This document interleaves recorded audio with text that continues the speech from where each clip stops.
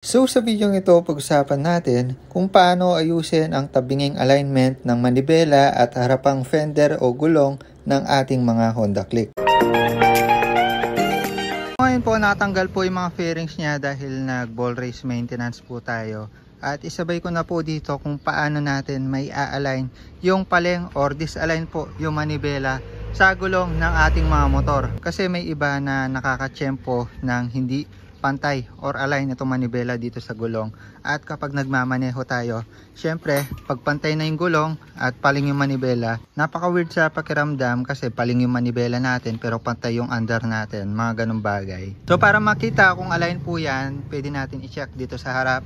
Tingnan natin yung tusok nitong cowling po natin at kung natapat po yan dun sa center ng front fender, ibig sabihin pantay. Pero kung di po pantay yan, ibig sabihin paling po siya. Pwede naman po second option para malaman natin kung disalign po siya or align, ay tingnan po natin sa harap. So sa pamamagitan na lang po ng mata natin, sa paningin po natin. So sa mga hindi po nakakaalam, yung tornilyuhan po dito sa part na to, ayan dito, tsaka dito may nut po yan.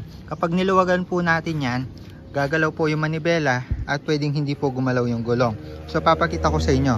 Halimbawa, ayan, makikita nyo, nagagalaw natin yung manibela, ikot po natin, pero nakastock po ito. Ayan, napakan ko, ayan, gumagalaw po ito. Kung kaya naman may chances po talaga na paling yung manibela dito sa ating mga fender or harapang gulong.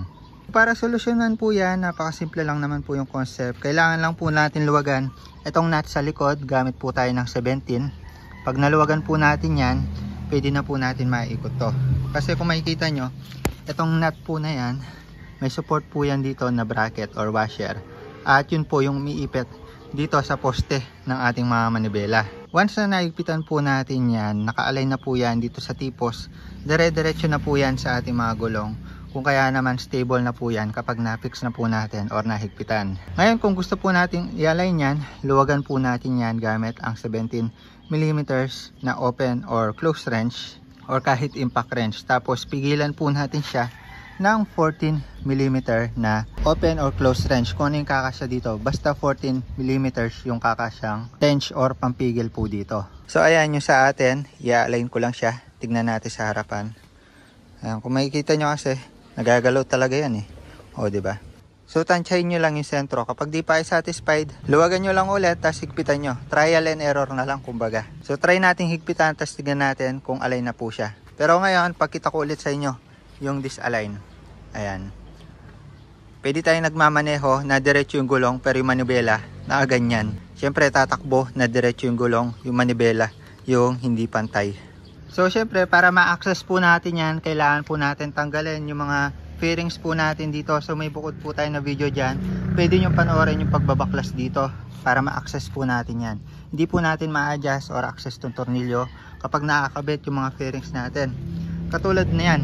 So ngayon may access na tayo, maluwag tayo makagalaw. In case man na na-align na natin yung ulo or manibela natin dito sa ating mga gulong or fender, pwede na po natin siya higpitan. So pwede kayong magpatulong na hawakan ito habang hinihigpitan nyo yan, dahil pwedeng gumalaw-galaw po yan, katulad yan.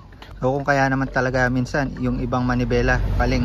So tayo nag-maintenance lang tayo ng ball race, ngayon higpitan na natin to. Siningit ko lang yung video na to para may idea yung iba about sa paling na manibela. Ito 14mm close wrench to. Pasok lang natin dito pampigil.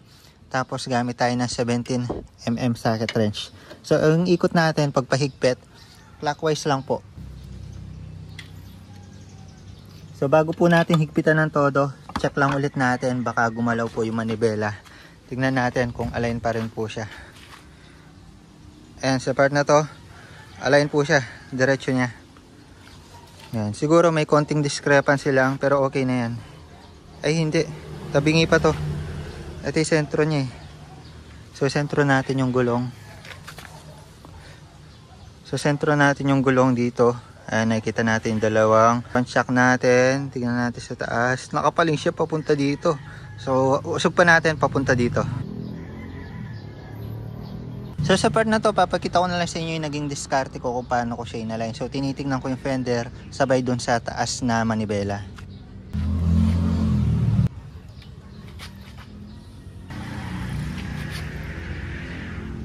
Ayan, so sa part na yan, align na po yan. Ayan o, diretso. Align na po siya. Yung gulong, yung fender, manibela po natin. Straight line na po siya, hindi na po siya pangit tignan, lalo na pag nalagay na po natin yung mga fairings po natin dito. So kabit lang ulit natin fairings, tignan natin tindig niya.